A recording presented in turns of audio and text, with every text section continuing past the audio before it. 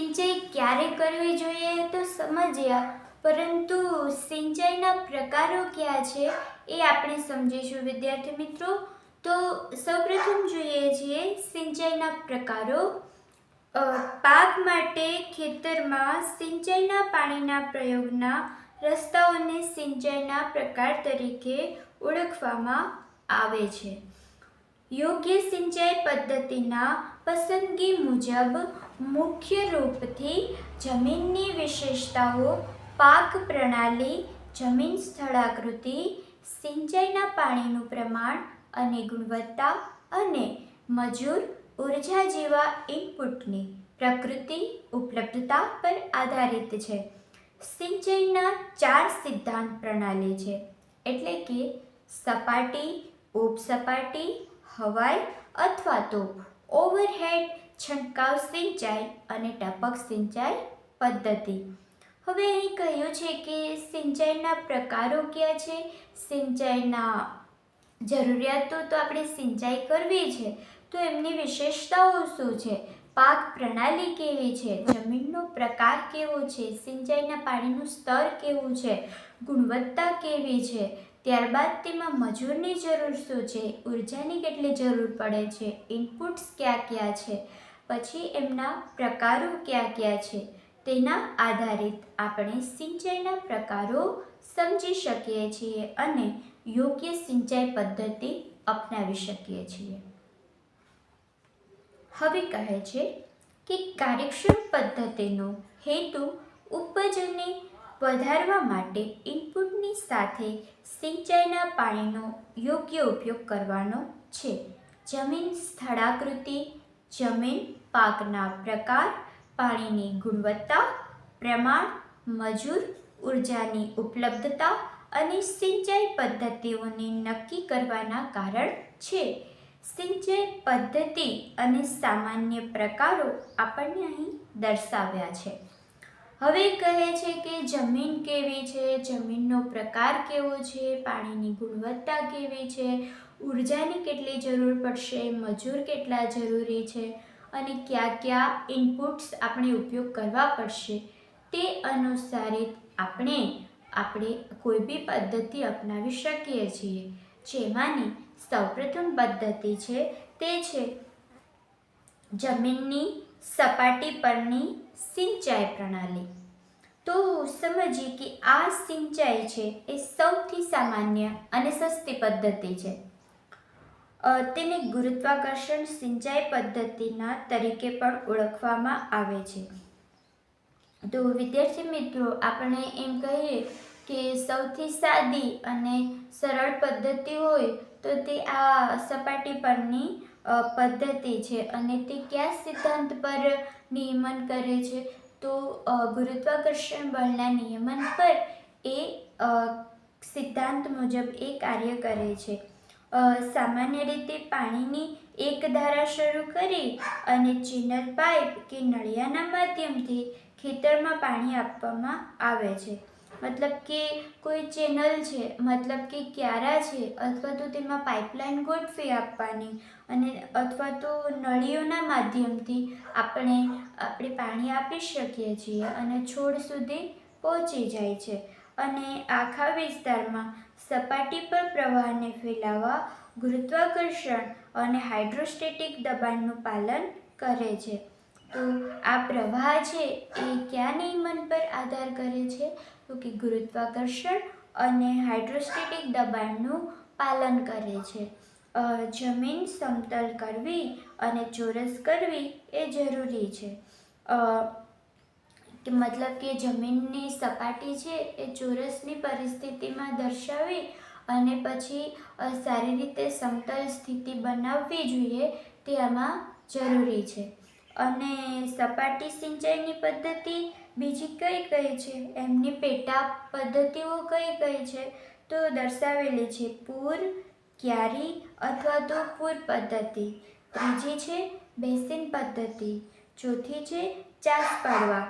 તો આટલી પદ્ધતિઓમાં આપણે સૌપ્રથમ સમજીએ કે પૂર સિંચાઈ પદ્ધતિ કોને કહી શકાય. તો આ સિંચાઈની એક પ્રાચીન પ્રથા છે કે જ્યારે આપણે પૂર આવતું હોય છે તો એ શું કરે છે તો કે જેમાં એક ખેતરમાં પાણીના નાળા ખુલે છે અને તેથી જમીનની સપાટીને એક ચાદરના રૂપમાં ઢાંકવામાં આવે છે. દિશાઓ છે એ સ્વતંત્ર રીતે પ્રવાહ કરવાની અનુમતિ આપે છે અને આ વિસ્તારમાં અભ્યાસ કરવામાં આવે છે જ્યાં પાણી પુષ્કળ પ્રમાણમાં છે અને જમીન સમતલ છે. તો એમ કહે છે કે પ્રાચીન પદ્ધતિ હતી તો ત્યારે એક વિસ્તાર તરફથી જ એ પાણી હતું તેમાં સંગ્રહ કરવામાં આવતું હતું અને એ પાણીમાં સંગ્રહ કરી અને ત્યારબાદ તેમાં ખેતી કાર્ય કરવામાં આવતું. તો તેમાં સારા સારા પાક ક્યાં ક્યાં લઈ શકાય છે તો પૂર પદ્ધતિ દ્વારા સમતલ ખેતરમાં ડુંગળી, લસણ, વટાણા, પાલક, ધાણા, મેથી, ચોલાઈ જેવી પ્રસારણ પદ્ધતિ દ્વારા ઉગાવવામાં આવે છે અને શાકભાજી પાકના આધારે પણ લગાવવામાં આવે છે. તો આટલા પાક છે આપણે સારી રીતે પૂર સિંચાઈ પદ્ધતિ દ્વારા આપણે લઈ શકીએ છીએ. એમના લાભ અને ફાયદા ક્યાં છે તો કહે છે કે આનો યોગ્ય રીતે સમતલ જમીન પર ઉપયોગ થાય છે. તો આપણે સમતલ જમીન હોય તો જ આપણે તેનો ઉપયોગ કરી શકીએ છીએ.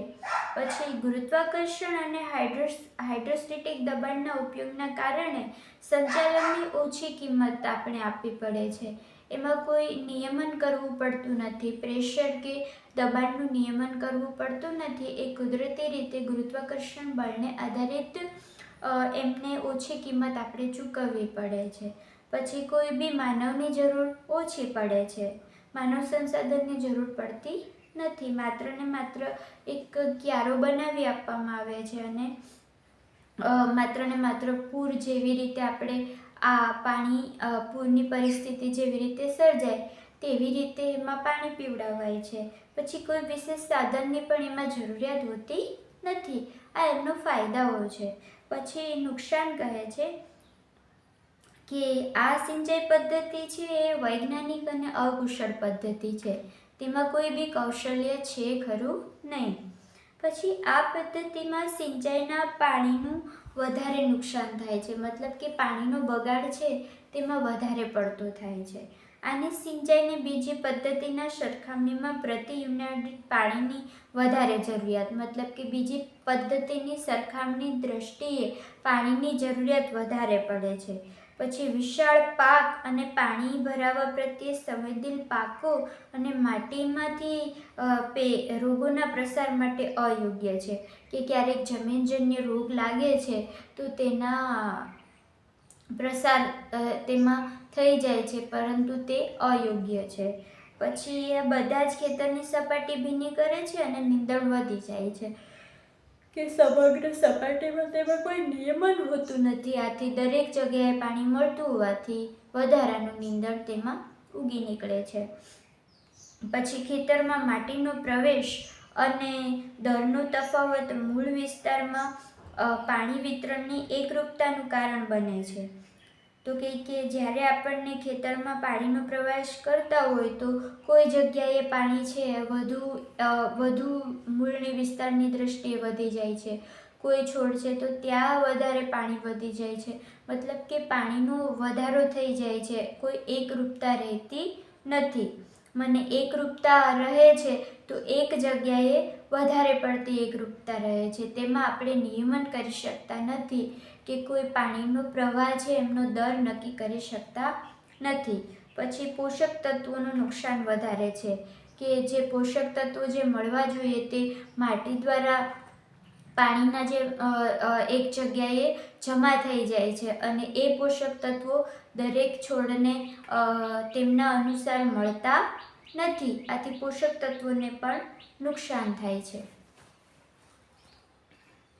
મિત્રો, હવે પછીની પદ્ધતિ છે એ સીમા સિંચાઈ પદ્ધતિ વિશે આપણે સમજીશું. તો આ પદ્ધતિમાં જમીનને સમતલ કરવામાં આવે છે અને દરેક પટ્ટીની વચમાં 30 સેન્ટીમીટર ઊંચાઈની મર્યાદા બનાવી યોગ્ય આકારની અલગ અલગ પટ્ટીઓ બનાવવામાં આવે છે. 3 થી 10 મીટર પહોળી પટ્ટીઓ અને 30 થી 90 મીટર લંબાઈ સાથે 0.5% ઢાળનું નિર્માણ થાય છે અને તે જુદા જુદા પ્રકારના નજીક હારના વધતા શાકભાજી માટે ઉપયોગી છે. હવે સિંચાઈ પદ્ધતિ છે તેમાં શું કરવામાં આવેલું છે તો કે સમતલ જમીન જોઈએ છીએ, પછી 30 સેન્ટીમીટર ઊંચાઈની મર્યાદા બનાવી યોગ્ય આકારની અલગ અલગ પટ્ટીઓ બનાવવામાં આવે છે, મતલબ કે ક્યારાઓ બનાવવામાં આવે છે અને 3 થી 10 મીટર છે તેમની પહોળી અને 30 થી 90 મીટર છે એ તમારે લંબાઈ સાથે 30 થી 90 મીટર લંબાઈ રાખી અને 0.5%નો ઢાળ રાખીને તેમનું નિર્માણ કરવું જોઈએ અને તે જુદા જુદા પ્રકારના નજીક અને હારના વધતા શાકભાજી માટે ઉપયોગી છે. તો આ જે સિંચાઈ પદ્ધતિ છે તો તેમાં સારા મુજબ પહોળાઈ અને લંબાઈને આધારિત મુજબ ક્યારાઓ બનાવી અને આ પદ્ધતિ માત્ર ને માત્ર જમીનમાં ઉપયોગ કરી કોઈ બી તેમાં વસ્તુ છે તો કે કોઈ ઇનપુટ્સ આમાં ઉપયોગ નથી કરેલું, પણ માત્ર ને માત્ર થોડી સમતલ જમીનમાં યોગ્ય બુદ્ધિ વૈજ્ઞાનિક રીતે વિચારી અને બનાવેલું છે કે એમાં ક્યારા આપણે સીધી લીટીમાં કરવાના છે. પહોળાઈ અને લંબાઈને આધારિત આપણે થોડું માત્ર 0. આપણે જેટલી લંબાઈ આપણી જમીન આધારિત આપણે લંબાઈ પહોળાઈ નક્કી કરી અને ત્યારબાદ આપણે પાક ઉગાવી શકીએ છીએ. તો હવે કહે છે કે એમના ફાયદા ક્યાં છે? તો ફાયદા એ છે કે સીમાઓ અને પટ્ટીઓ તૈયાર કરવી, સંચાલિત કરવું અને ટકાવી રાખવું સરળ છે. એમની પટ્ટીઓ સારી રીતે આપણે કરીએ છીએ, મતલબ કે આપણી ગામડાની ભાષાઓમાં ક્યારા કરીએ છીએ તો એમને ટકાવી રાખવું સરળ છે. પછી નાની પટ્ટીઓ બનાવી ઊભા ઢાળ અને પાકની સિંચાઈ માટે યોગ્ય છે, મતલબ કે નાની નાની પટ્ટીઓ છે અને વળી પાછો ઢાળ આવે છે તો પાણી એમાં ઢાળના કારણે સિંચાઈ કરવી સહેલી બને છે. પછી નુકસાન શું છે તો એ દર્શાવ્યું છે કે આના માટે સમતલ અને ચીકણી જમીનની જરૂરિયાત હોય છે, કે ફરજિયાત આપણે સમતલ અને ચીકણી જમીનમાં આપણે આ પ્રયોગ કરી શકીએ છીએ. સીમાની પદ્ધતિને સિંચવા માટે પાણીને મોટા પ્રવાહની જરૂરિયાત હોય છે. તો પાણીનો ફ્લો છે, મતલબ કે પાણીની જરૂરિયાત આપણે વધારે પડતી રહે છે. રેતાળ જમીન માટે આ પદ્ધતિ છે એ યોગ્ય નથી. પછી પાણીના ભરાવાથી બચવા માટે યોગ્ય પાણી નિકાલ પદ્ધતિની જરૂરિયાત છે. તો કે ક્યારેક પાણી ભરાઈ જાય છે અથવા તો તેનો યોગ્ય નિકાલ કરવાની જરૂરિયાત આમાં પડતી હોય છે. ત્યારબાદની પદ્ધતિ છે બેસિન પદ્ધતિ. તો આ પદ્ધતિમાં ચોરસ અથવા તો લંબચોરસ તપાસમાં અથવા તો સિંચાઈ પદ્ધતિમાંથી ઘેરાયેલા ભૂખંડોમાંથી વિભાજિત કરવામાં આવે છે અને જમીનનો ભાગ સામાન્ય રીતે સમતલ હોય છે અથવા તો બહુ નાના ઢાળ હોય છે. આનો ઉપયોગ ખેતરમાં રો અને પાક માટે સફળતા કરવામાં આવે છે. બેસિન પદ્ધતિ એક સંશોધન રિંગ એન્ડ બેસિન પદ્ધતિ છે અને જેમાં પાકની સિંચાઈ માટે છોડની ચારે બાજુ 4 થી 50 સેન્ટીમીટર પહોળું એક વર્તુળાકારી બેસિન બનાવવામાં આવે છે. આ પદ્ધતિ પાણીની એક ઝાડ અને વેલ શાકભાજીમાં સિંચાઈમાં આવે છે અને શાકભાજીના પાક દૂધી, તુરિયા, તરબૂચ વગેરે આ પદ્ધતિનો ઉપયોગ સોલેનાસી ફેમિલીના શાકભાજી પાકોમાં નથી કરવામાં આવતો. તો હવે એવું કહે છે કે આ પદ્ધતિ આપણે બેસિન પદ્ધતિ છે એ લંબચોરસ પદ્ધતિ તરીકે પણ કરી શકીએ છીએ અને વર્તુળાકાર તરીકે, મતલબ કે રિંગ પદ્ધતિ તરીકે પણ આપણે ઉપયોગ કરી શકીએ છીએ. અને છોડની ચારે બાજુનું સેન્ટીમીટર છે એ 40 થી 60 સેન્ટીમીટર પહોળું વર્તુળાકાર બનાવવું જોઈએ. અને તેમાં ક્યાં ક્યાં પાક લેવા જોઈએ તો કારેલા, દૂધી છે, તરબૂચ છે એ વગેરે તેમાં પદ્ધતિમાં ઉપયોગ લઈ શકાય છે. પરંતુ બટાકા, રીંગણા કે તમાકુ, મરચાં કે ટામેટાં છે એ પાક એમાં લઈ શકાતા નથી. પછી કહે છે કે એમના ફાયદાઓ ક્યાં છે? તો ફાયદો એ છે કે આનો ઉપયોગ અનિયમિત આકૃતિવાળા ખેતરો માટે, સિંચાઈ માટે ઉપયોગ કરી શકાય છે. કે કોઈ બી અનિયમિત આકૃતિવાળું ખેતર હોય છે તો તેમાં વ્યવસ્થિત આકૃતિ મુજબ તેમનું પાણીનું ગોઠવી અને ઉપયોગ કરી શકાય છે. પછી કહે છે કે સારી રીતે બેસિન બનાવી, પાણીનો ફ્લો દર્શાવી, પાણીની જવાની પ્રક્રિયા દર્શાવી અને આકૃતિવાળા ખેતરો માટે અનિયમિત આકૃતિઓમાં આપણે આકૃતિઓ બનાવીને સારું એવું આપણે જમીનમાં ગોળ રીંગ આકારના અથવા તો ચોરસ આકારના ક્યારાઓ બનાવી અને આપણે તેનો ઉપયોગ કરી શકીએ છીએ. પછી કહે છે કે જળ અનુપ્રયોગ અને વિતરણ ક્ષમતા માટે સામાન્ય રીતે વધારે હોય છે. કે સારી રીતે પાણીનો ઉપયોગ કરવો અને પાણી એક ક્યારામાંથી બીજા ક્યારામાં જતું રહે તેમનો પ્રયોગિક સારો છે.